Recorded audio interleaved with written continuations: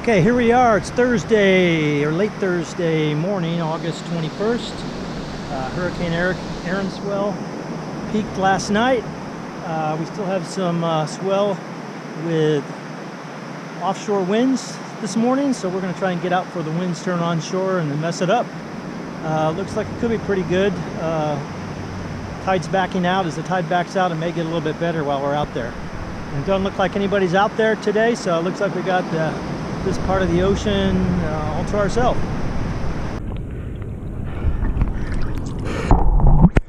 Okay, we made the paddle out. Wasn't too bad. Pretty glassy out here.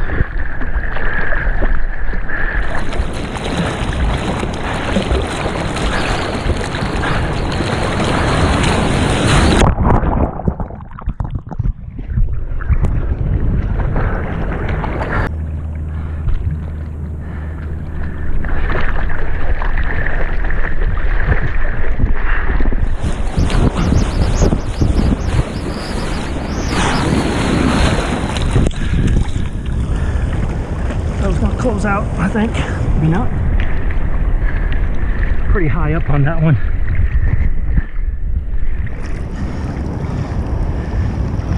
Whew. Instant replay here, possibly. This one's not as big.